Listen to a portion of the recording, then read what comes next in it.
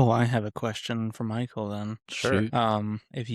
So going off the manipulation thing, Uh-huh. since you said that you used to do it, Yeah. out of fulfillment, what do you think, as of right now, do you think are more fulfilled by manipulating others for your, gosh dang it, I can't speak. Manipulating Manipulating others? others for Others. your own gain or helping others? Well, absolutely helping others. Because manipulating others isolated me. Hmm. Because not everybody is stupid. Not everybody can take the little bits of negative energy, I guess, that are thrown at them with manipulation. Because when you're trying to manipulate somebody for your own selfish desires, you're taking from them. It's kind of it's yeah, you're asking them to sacrifice for you in order for you to get what you want. So and when you do that, people start to not want to be around you. They're like, oh well, I'm feeling like they're kind of draining me, and I don't want to be around that.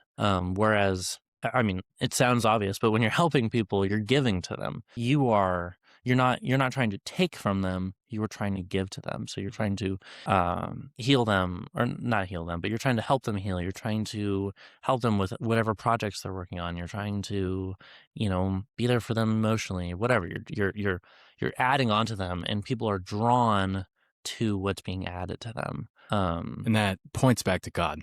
Yeah, Originally, God's character was to give. It still is, yeah, right? God created. God made. mhm, God did this. God made you in his image. Your image is to give. yeah, And so when you manipulate for your own good and for not necessarily all the time, but for for your own good ultimately, and mhm. so it might hurt the other person, might not, right? I think a It good way goes to against what God's image was. Yeah. I think a good way to look at it is it's like harvesting a field, I guess. Or maybe picking a flower. I think that's a better idea or metaphor or whatever. It's like Analogy. analogy. There we go. Thank you. It's like picking a flower. You're picking the flower. You're killing it. You're killing it. It's like, yes, you're taking it and you can put it in a bouquet and go give it to the girl that you like or whatever. You can give it to your mom or whatever. And it can seem like a nice thing, but you just killed the flower. You killed the flower and you took away from something that is beautiful. Whereas, instead it's like, oh, I could go get some seeds and I can just plant you some flowers in a planter. And, then I'm growing something. I'm making something have life. So manipulation is like, hey, I'm plucking this really out of you. I'm plucking this beautiful thing and I'm killing it so that I can receive some kind of reward. Right. Whereas, That temporary beauty. whereas if I'm As like planting something the in you, gesture yeah, of giving Yeah. is more like kind of like bad intention behind it. Say that again. I think you got something.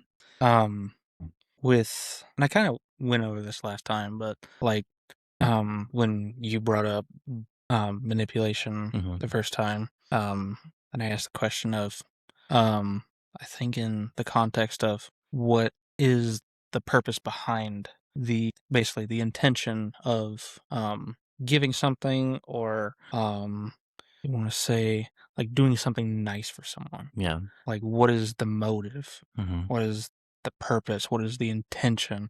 Is it something good or is it something evil? And that'll kind of tell you, like, w- what are you doing wrong? What are you doing right Mm. in the aspect of, I guess, God, hmm Mm. in a way of, like plucking the flower. Is there beauty in the intention of giving it to someone? Yes, just because the flower is beautiful, it means something. Like, sometimes the most beautiful things don't last forever. yeah, They don't, and that's what makes them so great. hmm But sometimes, um, caring for something is even better. yeah, Just the path that you take in hardship, and you look back and you're just like, wow, that was awesome. hmm That experience was so good. I wouldn't trade it for anything. yeah. So, Yeah. Well, and That's a good point. for the analogy, I guess the person would have to be the flower. So if I'm picking the flower, killing the person. I'm killing the person. Okay. But if I'm, I'm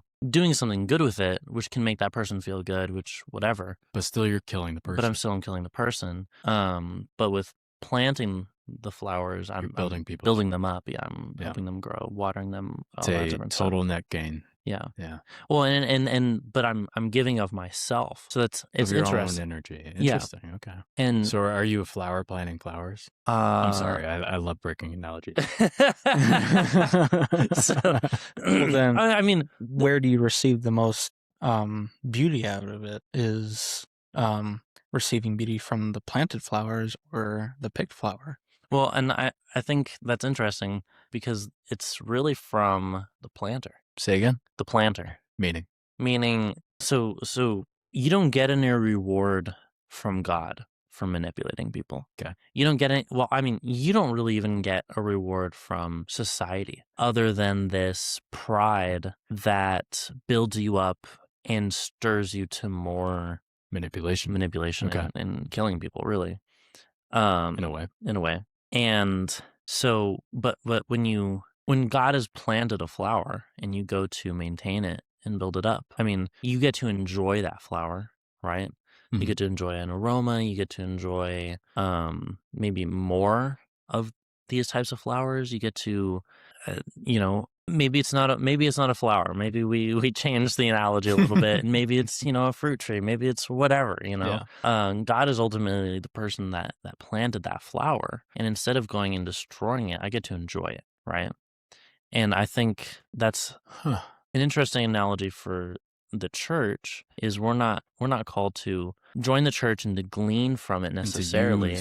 Not to use people, but to build each other. Well, to serve. And when we serve each other, when we serve the body of Christ, we are, we are harvesting, but we're harvesting rightly. Yeah. We're harvesting in the season. We're creating the way that God intended. Yeah. Instead of stealing from each other. Yeah. And so it's something that God intended, right? Yeah. And not just did God intend for us to pick flowers out of the ground and I think so. give them to pretty girls? Yeah. I don't know necessarily. No. But I know that it kills the flower. Yeah. Which not right away though. Right. So God said to Adam and to Eve, you can eat of these trees, and I think that encompasses picking flowers. Sure. Right. But God created beauty for a reason. Yeah. Maybe back then people wouldn't pick flowers and put them in the vases, but we do nowadays. No. And I think the purpose of a flower is to be beautiful. Yeah. Right. Well, I more mean one of the purposes. He created fruit-bearing plants and different crops and whatever for us to harvest and then for it to regrow. And guess what happens before the fruit is born? There's flowers. Yes. So every piece of fruit comes from a flower. Yeah. I mean, this analogy falls apart. But no, it certainly does. Certainly does. We're talking about the nitty-gritty of the analogy, which is not the point. Yeah.